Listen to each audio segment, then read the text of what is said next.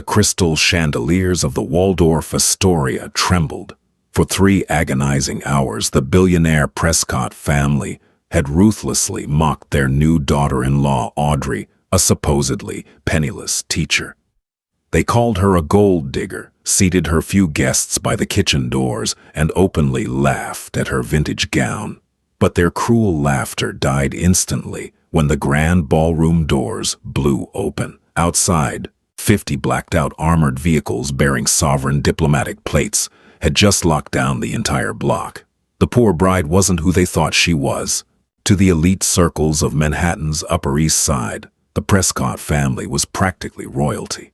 They were the undisputed titans of commercial real estate, a dynasty of ruthless acquisition and generational wealth. Ryder Prescott, the patriarch, was a man whose mere signature could alter the skyline of New York. His wife Catherine was the terrifying queen of the social season, a woman who measured human worth in carats and offshore accounts. So when their golden boy and sole heir, Harrison Prescott, announced he was marrying a public school art teacher from a deeply unassuming background, the resulting shockwave nearly shattered the glass of their penthouse windows. Her name was Audrey. She was soft-spoken, radiant, and possessed an infuriatingly calm demeanor that Catherine Prescott found immediately suspicious. Audrey lived in a cramped walk-up apartment in Queens, drove a battered 2012 Honda Civic, and wore absolutely no designer labels. When Harrison first brought her to the family's sprawling estate in the Hamptons for a summer weekend, Audrey had arrived carrying a simple canvas tote bag.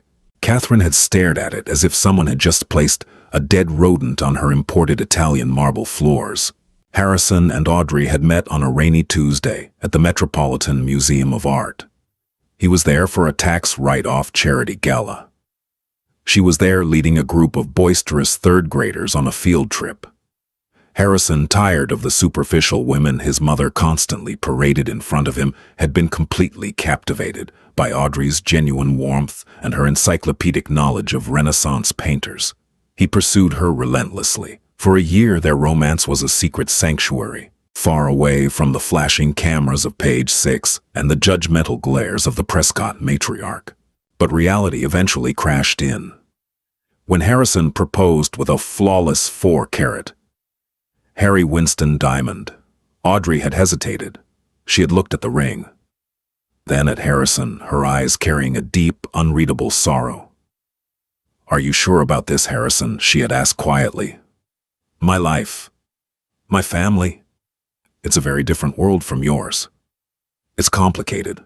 Harrison had laughed, kissing her forehead. "Audrey, I don't care if your family lives in a cardboard box. I'm marrying you, not your bank account."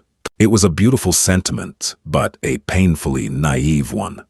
Harrison had profoundly underestimated the sheer venom of his own family. The nightmare began officially at the engagement dinner hosted at Le Bernardin, a 3-Michelin-star restaurant in Midtown. The guest list was restricted to immediate family. Audrey arrived wearing a simple, understated navy dress she had bought off the rack. Catherine Prescott sat at the head of the table, draped in Cartier diamonds, looking at Audrey with the cold, calculating eyes of a sniper. Before the appetizers even arrived, Catherine slid a thick, leather-bound document across the pristine white tablecloth. "What is this?" Mother Harrison asked, his jaw tightening. "Standard operating procedure, darling," Catherine purred, taking a delicate sip of her vintage Dom Perignon. "It's a prenuptial agreement, drawn up by our legal team at Skadden Arps. We must protect the Prescott legacy. After all, we barely know Audrey's background." Audrey looked down at the document. It was draconian. It stipulated that in the event of a divorce, Audrey would walk away with absolutely nothing. No alimony, no property, and a terrifying clause that gave the Prescott family full custody of any future children. It was designed not to protect, but to humiliate and intimidate. "Mother, this is entirely unnecessary," Harrison protested, though his voice lacked the true fire of a man defending his future wife. He glanced nervously at his father Ryder, who merely cut his steak in stoic silence, tacitly supporting his wife. Audrey didn't cry. She didn't yell. She reached into her purse, pulled out a cheap plastic ballpoint pen, and flipped to the last page. "Audrey, you don't have to sign that right now," Harrison said weakly. "You should have a lawyer look at it." "It's fine," Audrey said, her voice smooth and unbothered. She signed her name with a flourish and slid the binder back to Catherine. "If this is what it takes to make your family comfortable, I'm happy to provide peace of mind. I'm not marrying Harrison for his money." Catherine snatched the binder back, a triumphant smirk playing on her lips. She had won the first battle. "Good girl," she patronized. "Now about the wedding. I assume your family won't be able to contribute financially, so the Prescotts will handle everything. But understand this, Audrey, this wedding is a reflection on us. You will wear what I tell you, you will smile when I tell you, and you will keep your humble little relatives out of the way of our important guests." Audrey met Catherine's gaze. For a fraction of a second, the soft, unassuming kindergarten teacher vanished, replaced by a flash of absolute, terrifying authority that made Catherine inexplicably shiver. But just as quickly, the mask was back. "Of course, Mrs. Prescott," Audrey smiled sweetly. "My family will be no trouble at all. They are quite used to adapting to different environments." The wedding day arrived, blanketed in the kind of crisp, brilliant New York sunshine that money seemed to buy. The venue was the grand ballroom of the Waldorf Astoria, rented out entirely by the Prescotts for an astronomical sum. The entire event was orchestrated to be a spectacular display of the Prescott dynasty's power.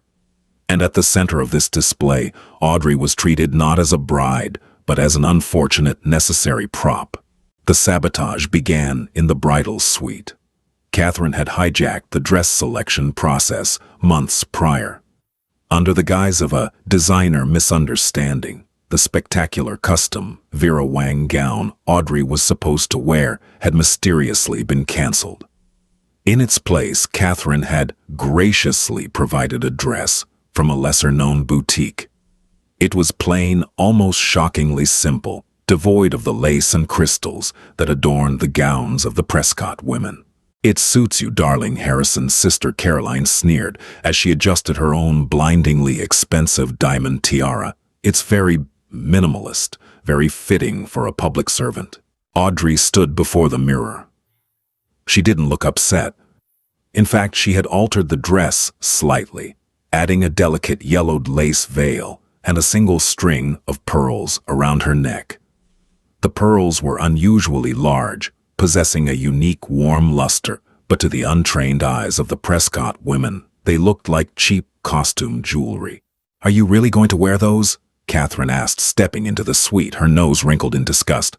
"Audrey, dear, I can lend you something from my vault. We have image consultants here. You can't walk down the aisle in fake pearls. People will think we're cheap." "They aren't fake," Audrey said softly. "They're a family heirloom. My great-grandmother passed them down to me. I'll be wearing them." Catherine rolled her eyes, muttering something about stubborn peasants, and swept out of the room.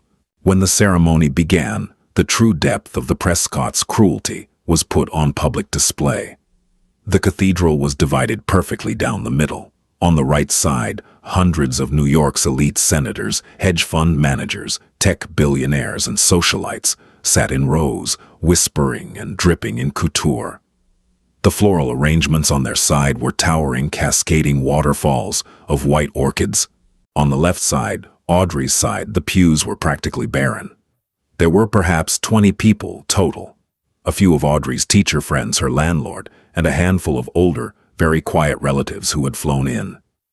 They were dressed neatly, but plainly.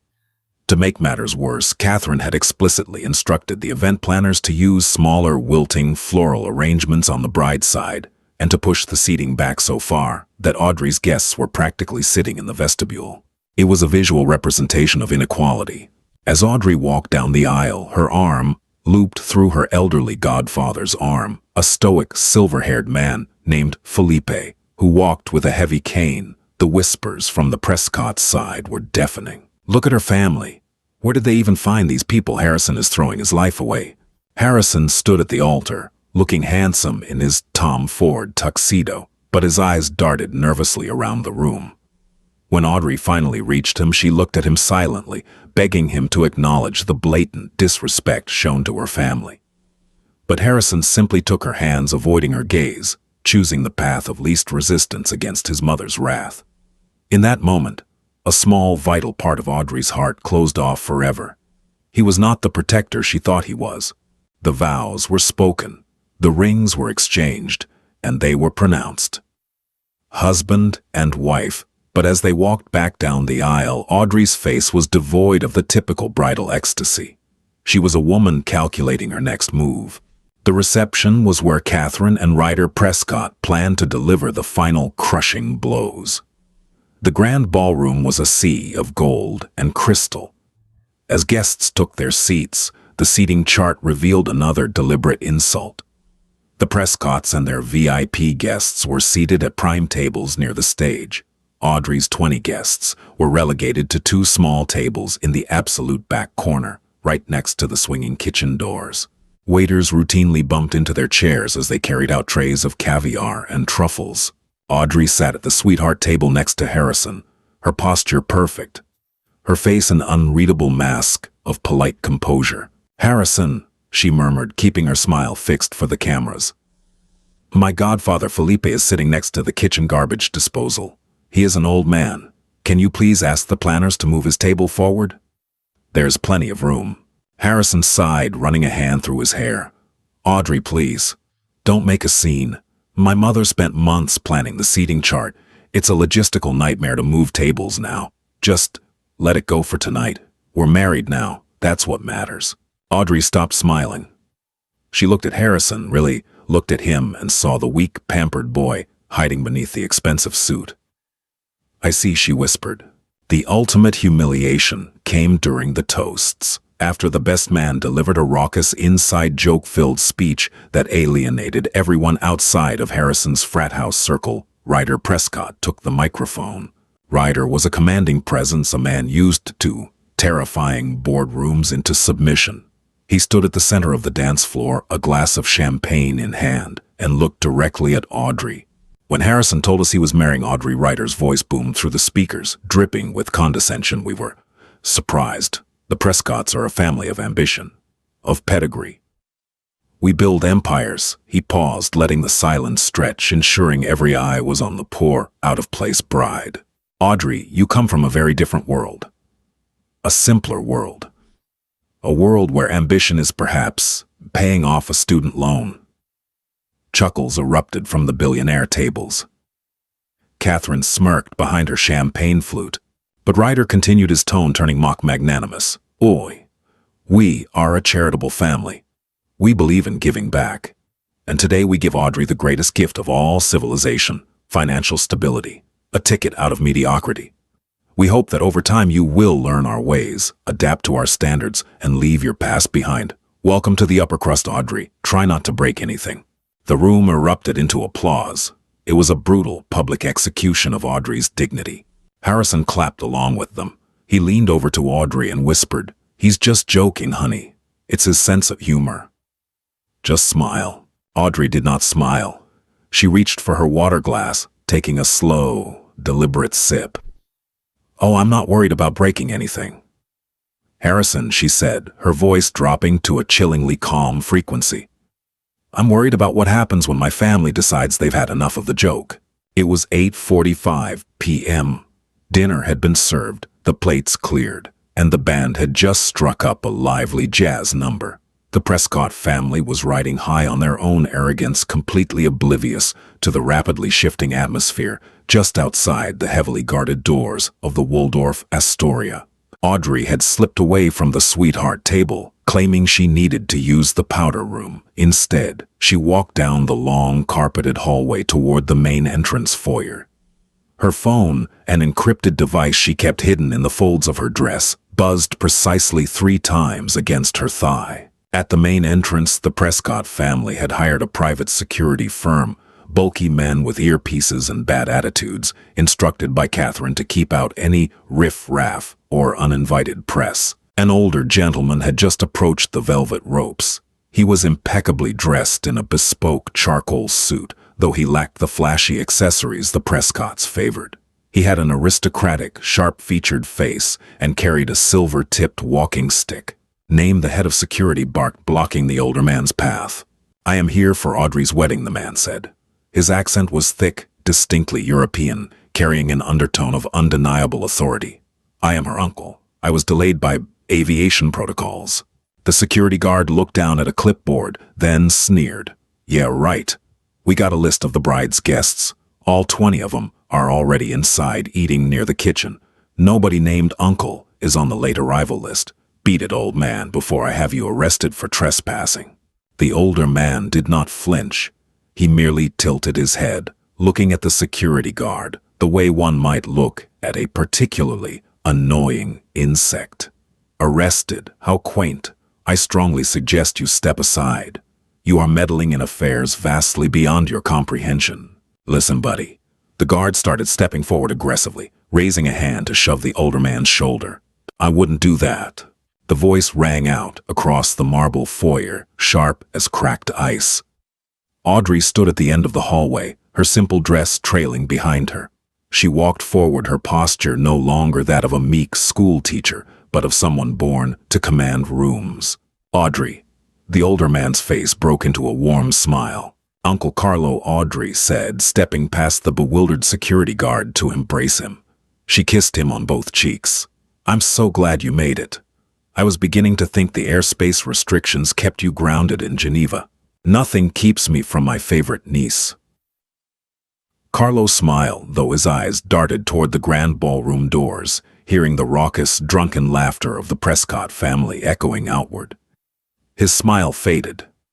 "I trust these merchants have treated you with the respect our bloodline commands." Audrey looked down, a dark shadow crossing her features. "They have treated me exactly as I expected they would, Uncle. They have mocked my clothes, humiliated Godfather Felipe, and insulted our family in front of 500 people." Carlo's grip on his walking stick tightened until his knuckles turned white. His jaw locked. "I see. And your young man Harrison, did he stand by you?" "No," Audrey said softly. "He stood by his mother's money." Carlo nodded slowly, a terrifying, quiet fury settling over him. He reached into his coat pocket and pulled out a heavy matte black satellite phone. "It appears your little experiment in civilian life has concluded, Your Highness. Shall we end the charade?" Audrey looked back toward the ballroom. She thought of Catherine's sneer. She thought of Ryder's humiliating toast. She thought of Harrison's cowardice. She had wanted so desperately to be loved for who she was, not for the titles and the sovereign wealth that trailed her like a shadow. She had given Harrison every opportunity to prove he was a good man. He had failed the test. "Yes," Audrey whispered, her eyes turning cold. "End it." Carlo pressed a single button on the satellite phone and spoke in rapid, fluent French. "Operation Couronne, execute. Operation Crown, execute." Within 60 seconds, the atmosphere inside the Waldorf Astoria began to change. It started as a low physical vibration. The guests inside the ballroom didn't hear it at first. They felt it. The champagne and the crystal flutes sitting on the tables began to ripple. The heavy crystal chandeliers hanging from the ceiling swayed ever so slightly, the prisms clinking against one another in an eerie, tinkling chorus. Ryder Prescott, who was busy smoking a cigar with the mayor of New York at a corner table, frowned, looking up at the ceiling. "What is that? The subway?" "We're too far east for the subway to shake the building like that," Ryder, the mayor, noted, looking suddenly uneasy. Then came the sound. It was the synchronized, deep-throated roar of high-performance engines echoing off the Manhattan skyscrapers. It sounded like a military invasion. Outside on Park Avenue, traffic was abruptly and violently halted. The NYPD officers hired to direct traffic around the hotel were suddenly swarmed. From the north and the south, a massive, terrifyingly coordinated motorcade converged on the Waldorf Astoria. There were 50 vehicles in total. Massive, blacked-out, armor-plated Range Rovers and Mercedes G-Wagons. They moved with predatory precision, jumping the curbs and completely blocking every entrance and exit of the hotel. They bore no regular license plates. Instead, their plates featured the golden crest of the sovereign house of Bourbon Two Sicilies, one of the oldest, wealthiest, and most heavily guarded royal bloodlines in Europe. Above them, the rhythmic, deafening thwack, whack, whack of helicopter rotors drowned out the city noise.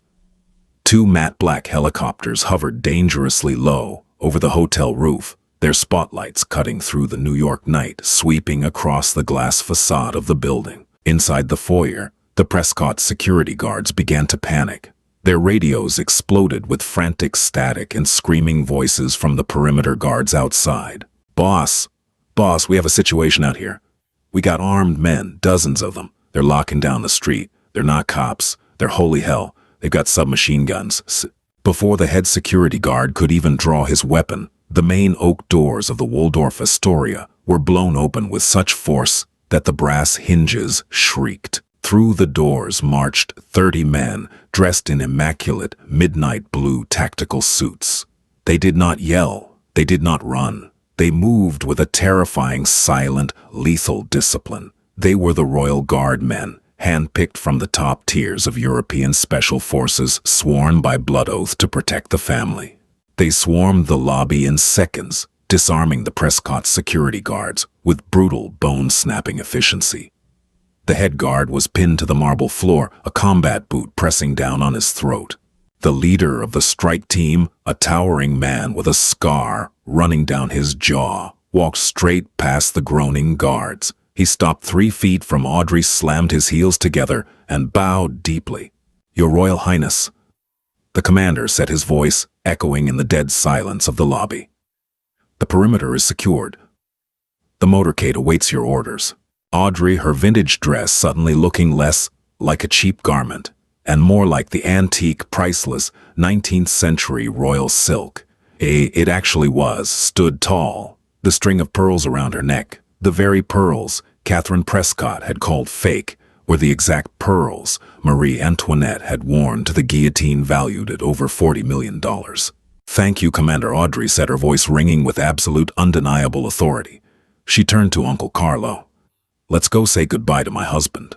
Together, flanked by the heavily armed Royal Guard, Audrey walked back toward the grand ballroom. The tremor had passed. The quake was about to begin. The jazz quartet was in the middle of a lively rendition of "Fly Me to the Moon" when the heavy gold-leaf doors of the grand ballroom did not just open, they were violently breached. The sound was like a thunderclap, echoing over the clinking crystal and polite laughter of New York's elite. The music died instantly, ending on a horrific squealing note from the saxophone. 500 heads turned toward the entrance. What they saw paralyzed the room. 24 men in midnight blue tactical gear flooded into the ballroom. They moved in perfect, terrifying synchronization, fanning out to secure every exit, the kitchens and the stage. They carried compact submachine guns strapped to their chests and wore earpieces that glowed faintly in the dim lighting. The crest of the Bourbon Two Sicilies gleamed in gold thread on their shoulders. "What is the meaning of this, Ryder?" Prescott bellowed, his face turning an angry, mottled purple. He stood up so fast his chair crashed backward onto the parquet floor. "Security? Where the hell is my security? I rented this entire floor. I want these men arrested." One of the tactical guards near the stage didn't even blink. He simply raised a hand, pressing a finger to his earpiece, completely ignoring the billionaire patriarch. Murmurs of sheer panic began to ripple through the tables. Wall Street titans who typically controlled global markets with a single phone call suddenly found they had absolutely no cellular service. The tactical team had deployed localized signal jammers. The Waldorf Astoria ballroom was now completely cut off from the outside world. Catherine Prescott gripped her diamond necklace, her eyes wide with terror, leaning toward Harrison. "Harrison, do something. Are these terrorists?" Harrison stood, his face pale, his hands trembling slightly as he looked at the heavily armed men. "Hey, who's in charge here? My father is Ryder Prescott. We have the mayor sitting right over there." The mayor's jurisdiction ended. The moment we stepped onto this floor, a voice echoed from the doorway. The tactical guards formed 2 perfect lines, snapping to rigid attention, creating a clear pathway from the foyer to the center of the room. Through that corridor walked Commander Laurent, a man whose icy demeanor could freeze boiling water. But it was who followed him that made the air completely leave the room. It was Audrey.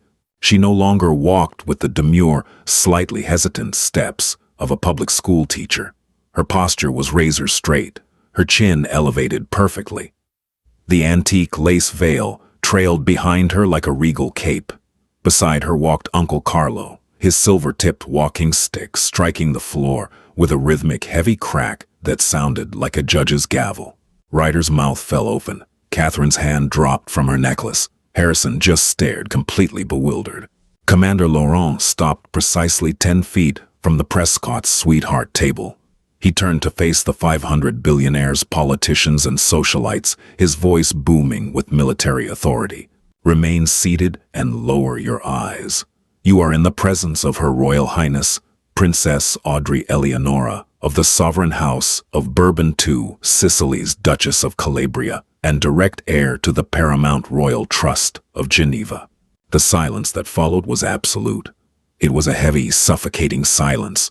Catherine Prescott let out a nervous, high-pitched laugh that sounded like a dying bird. Audrey, a princess. This is a joke. Ryder, tell them to stop this absurd prank. She's a teacher from Queens. Uncle Carlos stepped forward, his eyes locking onto Catherine with the predatory intensity of a hawk spotting a field mouse. The only joke here, Mrs. Prescott, Carlos said, his European accent dripping with lethal refinement, is the illusion that your family holds any true power. You are merchants who build glass towers. My niece's bloodline built empires before your ancestors even knew how to spell their own names. Audrey stepped past the commander. She looked at Ryder, then at Catherine, and finally at Harrison. The soft, loving woman who had stood at the altar just hours ago was gone. In her place was an aristocrat passing judgment. You wanted a lesson in high society. Ryder, Audrey said, her voice smooth and carrying effortlessly across the dead silent ballroom. You asked me to adapt to your standards. Let us discuss those standards. She gestured gracefully to the dress she wore. Your daughter Caroline called my dress minimalist and cheap. She assumed it was a boutique knockoff because it lacked sequins. This gown is hand-spun, 19th century Venetian silk. It was worn by my great-great-grandmother when she met the Tsar of Russia. It is insured for more than the entire net worth of your Hamptons estate. Caroline, seated at a nearby table, physically shrank down into her chair, her face burning crimson. And my pearls? Audrey continued, touching the large glowing spheres at her neck. Catherine, you generously offered to lend me something from your vault so I wouldn't look like a peasant. These are the Versailles pearls. They belong to Queen Marie Antoinette. They have not been worn in public since 1789. They belong to my family's private collection. Catherine looked as if she had been slapped across the face. She stared at the pearls, the realization of her catastrophic error sinking in, draining the blood from her cheeks. But the most fascinating part of your standards, Audrey said, her gaze darkening as she turned toward the back corner of the room, is how you treat those you deem beneath you. She raised her hand. At the back of the room, right next to the swinging kitchen doors, where the waiters had been carelessly bumping into them all night, the 20 poor relatives of the bride stood up. But they didn't stand like tired working-class folks. They stood with flawless, terrifying military precision. Felipe, the elderly man with the heavy cane, whom Audrey had called her godfather, stepped out from behind the tiny, cramped table. He tossed his cane aside. He didn't need it. His stoic, humble demeanor vanished. Felipe, Audrey called out, "Would you kindly introduce yourself to my new father-in-law?" The older man walked down the aisle between the tables, unbuttoning his plain blazer to reveal a pin on his lapel, the insignia of the Global Banking Oversight Committee. "My name is Duke Felipe of Alba," the man said, his voice deep and gravelly.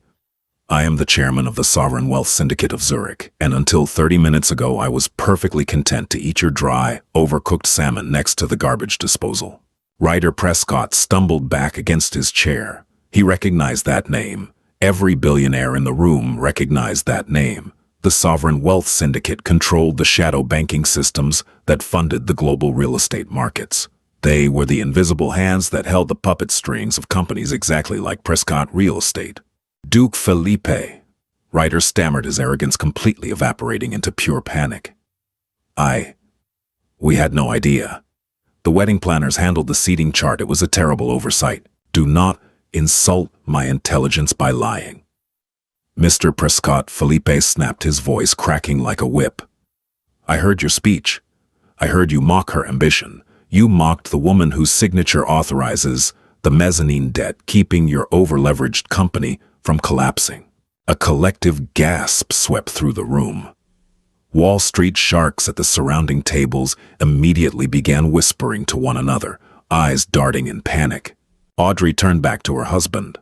Harrison looked completely broken, staring at her as if she were an alien species. "Audrey," Harrison whispered, his voice cracking, "why didn't you tell me? Why did you hide this?" "I didn't hide it to trick you, Harrison," Audrey said, a flicker of genuine sadness crossing her eyes. "I hid it because I wanted a life free of the crown. I wanted to be loved for the woman who taught art to children, not for the royal accounts attached to my name. I wanted a partner who would protect me when the world was cruel." She took a step closer to him, her voice dropping to a harsh whisper that only he and his family could hear. "When they put my godfather by the kitchen, I asked you to help. You told me not to make a scene. When your father humiliated me in front of 500 people, you clapped. You told me to smile. You proved exactly what kind of man you are when you thought I had nothing." "Audrey, please," Harrison begged, reaching out to touch her arm. Commander Laurent's hand instantly dropped to the sidearm at his hip. Harrison snatched his hand back as if he had touched a hot stove. "We are married," Harrison pleaded, tears welling in his eyes, realizing his entire world was crumbling. "We can fix this. You're my wife." "No," Audrey said coldly, "I am not." Uncle Carlo reached into his tailored suit jacket and pulled out the thick, leather-bound Skadden Arps binder. It was the prenuptial agreement Catherine had practically forced Audrey to sign at the engagement dinner. Carlo slammed it down onto the sweetheart table. "Your mother's legal team was very thorough," Audrey said, looking at Catherine, whose face was buried in her trembling hands. "The contract clearly states that in the event of an annulment initiated within 24 hours of the ceremony, the marriage is voided immediately, and neither party holds any claim to the other's assets. You designed it to ensure I couldn't steal your wealth. You successfully ensured you cannot touch mine." "Wait," Ryder intervened, holding up his hands, sweat pouring down his forehead. He realized the marriage was the only thing standing between his family and total annihilation. "Your Highness, please, let's not act in haste. The Prescott family and the royal house can be powerful allies. We can merge our interests." Felipe laughed. It was a dark, humorless sound. "Merge your interests, Ryder. Your company has $2 billion in commercial debt coming due in 30 days. You were planning to use the publicity of this wedding to secure an extension from the European banking bloc." Felipe reached into his pocket and pulled out his phone. He dialed a single number and put it on speaker, holding it up to the microphone on the stage. A crisp British voice answered. "Syndicate operations. Yes, Your Grace. Execute the Prescott margin. Calls," Felipe ordered coldly. "All of them. Liquidate their holding companies. Pull the credit lines on their Manhattan developments." "Understood, Your Grace. Initiating immediate asset freeze." Ryder Prescott collapsed into his chair, clutching his chest. In less than 60 seconds, a dynasty that had taken 3 generations to build was systematically dismantled by a man they had placed next to the kitchen doors. "You're ruining us," Catherine screamed, abandoning all pretense of high society, her face twisted in rage and despair. "You vindictive little—" Before Catherine could finish the sentence, 2 tactical guards stepped forward, raising their weapons just an inch. Catherine choked on her words, bursting into hysterical tears. Audrey looked down at the weeping matriarch. There was no pity in her eyes, only the cold, detached judgment of a monarch. "I am not ruining you, Catherine," Audrey said softly. "Your own arrogance did that. I simply stopped insulating you from the consequences of it." She turned to Harrison one last time. He was openly weeping, surrounded by the ruins of his family's empire, realizing he had thrown away the most extraordinary woman he would ever meet because he was too weak to stand up to his mother. Audrey reached up and unclasped the Harry Winston diamond ring from her finger. She didn't hand it to Harrison. She dropped it into Catherine's half-empty glass of champagne. It sank to the bottom with a pathetic little clink. "Keep it," Audrey said. "You're going to need to pawn it to pay your legal fees." Audrey turned her back on the Prescott family. She offered her arm to Uncle Carlo. "Are we finished here, Your Highness?" Carlo asked gently. "Yes, Uncle, we are finished." Commander Laurent barked an order in French. The tactical guards moved in unison, forming an impenetrable diamond formation, around Audrey Carlo and Duke Felipe. The elite guests of New York parted like the Red Sea. No one breathed, no one spoke. They simply pressed themselves against the walls and tables as the true royalty walked out of the room. Outside, the cool night air of Manhattan rushed to greet her. The 50-car motorcade stood idling its engines, rumbling like a sleeping dragon. Commander Laurent opened the heavily armored door of the lead Maybach. Audrey paused before stepping inside. She looked back up at the glittering facade of the Waldorf Astoria. For a year, she had played the role of the humble girl, hoping to find a man with a heart rich enough to match her own. She had failed to find it in Harrison Prescott, but as she slipped into the luxurious leather seat and the heavy door slammed shut with a vault-like finality, she knew one thing for certain. No one would ever mistake her for a peasant again. The helicopter rotors roared, the sirens of the motorcade wailed, and the convoy peeled away into the New York night, leaving the shattered, bankrupt remnants of the Prescott dynasty locked inside a ballroom of their own making. The silence in the grand ballroom of the Waldorf Astoria was no longer merely uncomfortable, it was apocalyptic. The departure of Her Royal Highness Princess Audrey had sucked the very oxygen from the room, leaving behind a vacuum of sheer, unadulterated terror. For 3 minutes, not a single one of the 500 elite guests dared to speak. They stared at the heavy gold-leaf doors, half expecting the midnight blue tactical guards to return and drag them away. Then the dam broke. The room erupted into a cacophony of panicked shouts, shattering glass, and frantic phone calls. The signal jammers had vanished the moment the royal motorcade cleared Park Avenue, and suddenly every cell phone in the room began vibrating simultaneously. It was a symphony of financial doom. Ryder Prescott, still slumped in his chair, stared blankly at his trembling hands. His phone buzzed relentlessly. He finally answered it, his voice barely a whisper. "Ryder, it's Maxwell from Goldman," the voice on the other end screamed over the background noise of a chaotic trading floor. "What the hell did you just do? Our terminals are lighting up like a Christmas tree. The European Central Bank just flagged every single Prescott entity for immediate audit. The Sovereign Wealth Syndicate of Zurich just triggered the acceleration clauses on your mezzanine debt. They want the $2 billion by tomorrow morning, Ryder, tomorrow." "Maxwell, listen to me." Ryder gasped, his heart hammering against his ribs like a trapped bird. "It's a misunderstanding. It's a domestic dispute. My son's wife, she's royalty, Maxwell. She's throwing a tantrum. I just need 48 hours to smooth this over." "Smooth it over?" Maxwell laughed, a sound entirely devoid of humor. "Ryder, you don't understand. The syndicate didn't just call the debt. They blacklisted you. They sent a flash wire to every major lending institution globally. Prescott real estate is toxic waste. I'm calling you as a courtesy, because we've played golf for 20 years. But as of 3 minutes ago, Goldman is seizing your collateral. We are locking the doors on your corporate accounts. Good luck, Ryder. You're going to need a miracle, and I hear God doesn't underwrite commercial real estate." The line went dead. At the sweetheart table, Catherine Prescott was on her hands and knees, frantically digging her manicured fingers into the bottom of the half-empty champagne glass, fishing out the 4-carat Harry Winston diamond. She clutched it to her chest, her flawless makeup smeared with mascara, and tears babbling incoherently to her daughter Caroline, who was frozen in a state of catatonic shock. Harrison remained exactly where Audrey had left him. He looked like a man who had just stepped on a landmine and was waiting for the click. The realization of his monumental cowardice was a physical weight crushing his chest. He had chosen his mother's vicious approval over the woman who had loved him purely, and in doing so, he had handed his family over to the executioner.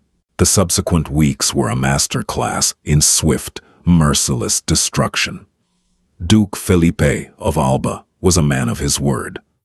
The Sovereign Wealth Syndicate did not negotiate. They annihilated. The fall of the House of Prescott was documented on the front page of every major financial publication worldwide.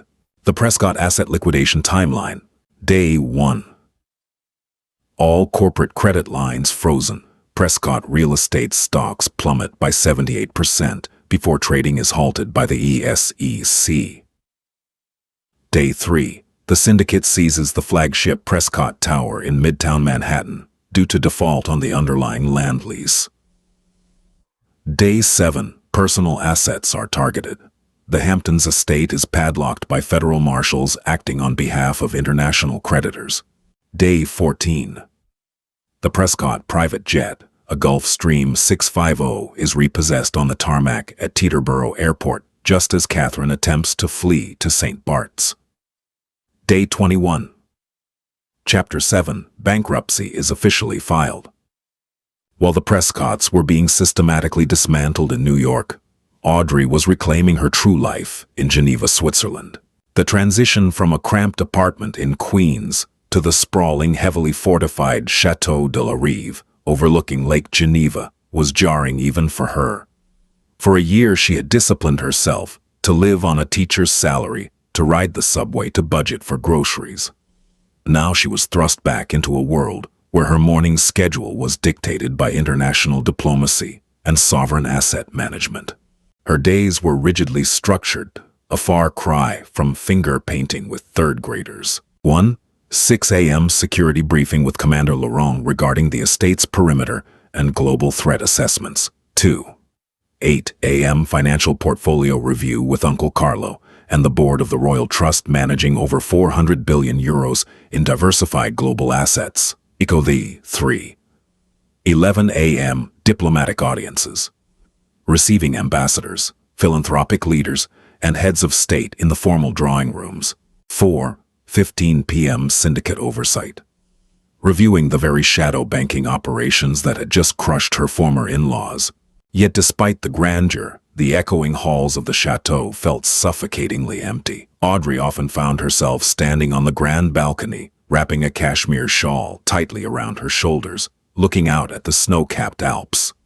She didn't miss Harrison. She missed the idea of Harrison. She missed the illusion that she could be loved simply for being Audrey, the quiet girl who loved Renaissance art. "You are brooding, Your Highness," Uncle Carlo said softly, stepping onto the balcony. He handed her a steaming cup of Earl Grey tea in a porcelain cup that was older than the United States. "Just reflecting," Uncle Audrey murmured, taking the cup. "It's remarkably quiet here compared to the chaos of New York. Peace is a luxury purchased with power," Audrey Carlo noted, leaning on his silver-tipped cane. "You gave that boy every opportunity to prove his mettle. He chose the mud. You belong in the clouds." "I know," she sighed, "but it doesn't make the betrayal sting any less. I watched him stand there while his father humiliated me. I watched him prioritize a seating chart over my dignity. I don't regret leaving him. I regret believing in him." Carlo's eyes hardened slightly. "Speaking of the mud, my intelligence network intercepted a series of communications. It appears your former husband is not quite ready to accept his new reality." Audrey frowned. "What do you mean? The annulment was finalized in international court weeks ago. He has no legal standing." "Legal standing? No," Carlo said smoothly. "But desperation breeds a very specific kind of delusion.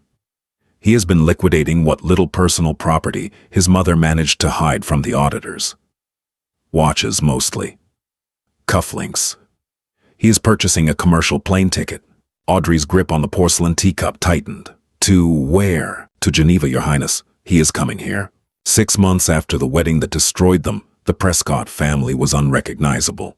They had been evicted from their triplex penthouse on the Upper East Side and were now renting a cramped 2-bedroom apartment in a dreary, industrial section of Newark, New Jersey. The walls were thin, the plumbing groaned loudly, and the view from the window was a brick wall covered in faded graffiti. The psychological toll was devastating. Ryder Prescott, once a titan who roared commands at boardrooms, now sat in a worn armchair all day staring blankly at a muted television nursing cheap whiskey. Catherine, stripped of her diamonds and her social standing, had withered into a bitter, venomous shell. She spent her days aggressively refreshing society blogs, on her phone weeping over photos of women who used to beg for her dinner party invitations. Harrison had borne the brunt of the collapse. He was the target of his mother's relentless, toxic blame. "If you had just controlled your little peasant wife," Catherine hissed one evening, swatting at a fly that had buzzed into the humid kitchen. If you had just made her sign a proper non-disclosure, or if you had just defended her when your father made that stupid joke. This is your fault, Harrison. You brought this curse into our house. Harrison sat at the chipped formica dining table, staring at a stack of final notice utility bills. He was gaunt, his eyes circled with dark, bruised exhaustion. The designer suits were gone, replaced by a faded gray sweater and jeans. I didn't know she was royalty, Mother Harrison snapped, slamming a fist on the table. None of us did. You're the one who pushed the prenup. You're the one who put her family by the kitchen. You engineered the entire humiliation. I was protecting our legacy, Catherine shrieked. What legacy? Harrison roared back, the absolute absurdity of their situation, finally cracking his sanity. Look around, Mother. We don't have a legacy. We don't even have a dishwasher. You spent your entire life stepping on people, and you finally stepped on a landmine. He stood up, pushing his chair back so violently it crashed to the linoleum floor. He stormed into the tiny bedroom he shared with his sister Caroline, who was currently working a shift at a local coffee shop, a reality that made Catherine physically ill to think about. Harrison pulled a worn leather duffel bag from under the bed. From the lining of the bag, he extracted an envelope. Inside was a one-way economy ticket on a red-eye flight to Geneva and a small map he had printed at the public library, marking the location of the Chateau de la Rive. He had sold his last remaining asset, a vintage Patek Philippe watch his grandfather had given him. It had fetched just enough cash for the flight and a single night in a cheap hostel in Switzerland. His plan was born of pure distilled desperation. He convinced himself that Audrey was fundamentally a soft, forgiving person, the woman who had patiently taught hyperactive children to paint the woman who had smiled through his mother's cruelty. She had to still be in there. He believed that if he could just bypass the terrifying royal guards and the intimidating Uncle Carlo, if he could just look her in the eyes and beg for her forgiveness on his knees, she would take pity on him. Maybe she wouldn't take him back as a husband, but perhaps she would call off the financial hounds. Perhaps she would give them a crumb of their old life back. 36 hours later, Harrison stood shivering in the biting wind on the shores of Lake Geneva. The sheer scale of Audrey's ancestral home was staggering. The Chateau de la Rive wasn't just a house. It was a fortress carved from pale stone, surrounded by acres of immaculate manicured grounds, high iron fences with spiked finials, and a massive set of wrought iron gates bearing the golden crest of the Bourbon II Sicilies. Harrison felt incredibly small. He approached the main gate, his cheap coat inadequate against the Swiss chill. Before he was even within 20 feet of the iron bars, 4 figures detached themselves from the shadows of the guardhouse. They were the royal guards, dressed in black tactical winter gear, assault rifles resting easily across their chests.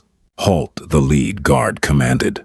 The voice was flat, devoid of emotion, and carried a warning that required no translation. "I need to see Audrey," Harrison stammered, holding his hands up to show he was unarmed. His teeth chattered. "I mean, Her Royal Highness, Princess Audrey. I was her husband, Harrison Prescott." The guards did not react. They did not lower their weapons. The heavy steel door of the guardhouse opened, and Commander Laurent stepped out. The scar on his jaw looked pale and angry in the freezing air. He walked slowly toward the gate, looking at Harrison through the iron bars as if examining a diseased rat. "Mr. Prescott," Laurent said, his voice a low, dangerous rumble. "You are trespassing on sovereign territory, the penalty for which is severe." "Please," Commander Harrison begged, gripping the cold iron bars. "I just need 5 minutes with her. Just 5 minutes to explain, to apologize. My family has lost everything. We are starving, Laurent. Please, I know she's in there." Laurent's eyes narrowed. "You address me as commander, and you do not make demands at the gates of a royal estate. Her Highness has no desire to speak with a man who could not defend her honor in a ballroom, let alone in the real world." "I was a coward," Harrison cried out, tears welling in his eyes, freezing on his cheeks. "I admit it. I was weak. But she loved me once. I know she did. Please just ask her. Tell her I'm on my knees." Harrison physically dropped to his knees on the freezing cobblestones, bowing his head. It was a pathetic, broken display from a man who had once believed he owned the world. Laurent stared down at him in disgust. He reached for the radio on his shoulder. "Command to main house. The Prescott liability is at the primary gate, requesting permission to deploy kinetic deterrence and remove him from the perimeter. There was a long beat of static. Then a voice crackled through the radio. It wasn't Uncle Carlo. It was Audrey. Her voice was crystal clear, cutting through the frosty air with chilling authority. "Hold, Commander. Disarm him and bring him to the Grand Hall. Let us finish this." Laurent's jaw tightened. "As you command, Your Highness." The massive iron gates groaned open. Two guards hauled Harrison to his feet by his armpits, patting him down, with bruising force, stripping him of his phone, his wallet, and his dignity. They marched him up the long, sweeping driveway, through the towering mahogany doors, and into the heart of Audrey's empire. The Grand Hall of the Château de la Rive was designed to intimidate diplomats and silence kings. The ceiling arched 50 feet high, painted with magnificent Renaissance frescoes. The floors were black marble, polished to a mirror shine, reflecting the light of three massive crystal chandeliers that dwarfed the ones in the Waldorf Astoria. Along the walls stood centuries-old suits of armor and priceless tapestries depicting the violent, glorious history of the Bourbon II Sicilies. At the far end of the hall, seated behind a massive desk carved from solid ebony, was Audrey. She wore a tailored, high-collared royal blue dress that radiated authority.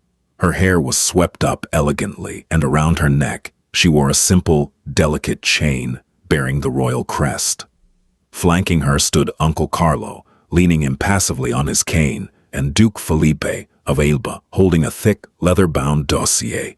Harrison was shoved forward by the guards. He stumbled, his footsteps echoing pitifully loudly across the vast marble floor. He stopped 30 feet from the desk, utterly overwhelmed by the magnitude of the power in the room.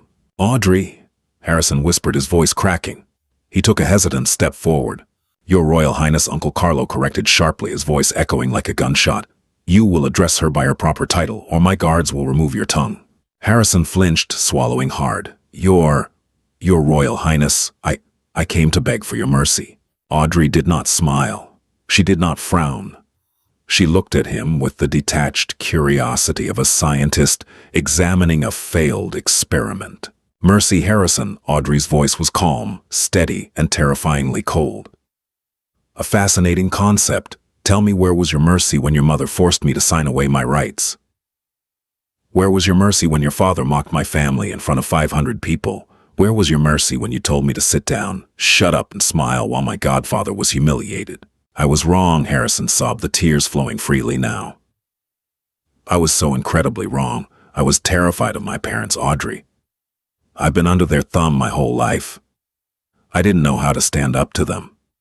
But losing you, losing everything, it broke the spell. I see them for what they are now, monsters. Please, Audrey, you've destroyed our company. You've taken our homes. We have nothing left. Please just call off the syndicate. Give us a chance to survive." Audrey leaned back in her high-backed leather chair, steepling her fingers. "You misunderstand the mechanics of the world you inhabit," Harrison Audrey said smoothly. "I did not destroy your company. The Sovereign Wealth Syndicate simply called in a debt that your father recklessly leveraged. Your family built a house of cards on the assumption that you were untouchable. I merely removed the glass dome protecting that house from the wind. Gravity did the rest." "But we have nothing," Harrison pleaded. "My mother is losing her mind in a roach-infested apartment. My sister is wiping down tables. I have $50 to my name." Duke Felipe stepped forward, opening the leather dossier. He adjusted his reading glasses. "Actually, Mr. Prescott," Felipe said, his gravelly voice filled with dry amusement, "that is not entirely accurate." Harrison blinked, confused. "What?" Felipe pulled a piece of heavy parchment from the dossier. 3 days ago, our forensic accountants discovered a hidden offshore account in the Cayman Islands, registered under a shell corporation named HP Holdings. It contained approximately $4 million in liquidated assets. It seems your father managed to squirrel away a small nest egg before the bankruptcy was finalized." Harrison's eyes went wide. He had no idea his father had successfully hidden money. Hope, fragile and desperate, flared in his chest. $4 million. It wasn't billions, but it was enough to start over, enough to get out of Newark. However, Felipe continued turning the page as part of the financial penalties clause in the very prenuptial agreement your mother forced Her Highness to sign a clause your lawyers assumed would only apply to Audrey. Any assets concealed during a breach of contract nullification are subject to immediate seizure. Harrison's heart plummeted into his stomach. No. Yes, Uncle Carlos smiled, a predatory gleam in his eye. At 8 a.m. this morning, the syndicate legally absorbed the $4 million. Your father's secret lifeboat has been sunk. Now you truly have nothing. Harrison dropped to his knees again, burying his face in his hands, weeping uncontrollably. The finality of his ruin was absolute. There were no loopholes. There was no escape. Audrey stood up. She walked slowly around the ebony desk, her heels clicking rhythmically against the marble. She stopped a few feet in front of the sobbing man who had briefly been her husband. "Look at me, Harrison," she commanded softly. He slowly lifted his head, his face red and streaked with tears. "You came here expecting to find the poor kindergarten teacher you thought you could manipulate with apologies." Audrey said, her tone devoid of malice, but heavy with absolute truth. "You thought my love for you would override my self-respect. You were wrong." She reached into the pocket of her dress and pulled out a crisp, heavy business card. She dropped it on the floor in front of his knees. "I am not a monster." Harrison. Audrey continued looking down at him. "I do not delight in starvation. That card contains the address of a mid-level logistics firm in Geneva, owned by a subsidiary of our trust. They are currently hiring entry-level shipping clerks. It involves 12-hour shifts, manual labor, sorting cargo manifests, and answering to a shift manager who does not care who your father is." Harrison stared at the card on the marble floor. The offer of reality. Position junior logistics clerk. Salary minimum wage, Swiss standard. Benefits none for the first 90 days. Condition absolute anonymity. No mention of the Prescott name. "If you truly want to learn how the world works, Harrison," Audrey said, her voice echoing with finality. "If you want to build a real legacy, you can pick up that card, walk out of my gates, and start working. You will earn your bread with your own sweat, exactly as the peasants you and your family mocked have done for centuries." She turned her back to him, walking slowly back to her desk. "But if you expect a handout or a return to the luxury you did not earn," Audrey said, taking her seat, "then you can leave the card, walk back to the airport, and rot in New Jersey with the ghosts of your parents' arrogance." Harrison looked at the heavy card. He looked at the vast, intimidating room. He looked at the woman he had lost, a woman of unimaginable power, grace, and terrifying resolve. He realized with absolute clarity that the boy who had walked into the Waldorf Astoria, a billionaire, was dead. Trembling, Harrison reached out. His fingers brushed the cold marble, and he picked up the card. He didn't say a word. He slowly stood up, clutching the ticket to a brutal, honest life in his fist. "Escort Mr. Prescott off the grounds," Commander Audrey ordered, not looking up from the documents Felipe had placed on her desk. "He has a shift to catch tomorrow morning." The guards grabbed Harrison by the arms and marched him out of the grand hall. The heavy mahogany doors slammed shut behind him with a booming thud, sealing the princess away in her empire and leaving the broken merchant outside in the cold to finally learn the true price of his own weakness. Audrey's transformation from a mocked bride to a sovereign powerhouse is a stark reminder that true value isn't measured by loud arrogance, but by quiet power. The Prescotts learned the hard way that disrespecting those you deem beneath you can trigger a catastrophic downfall when the truth is revealed. Karma doesn't just knock. Sometimes it arrives in a 50-car armored royal motorcade to collect the debt.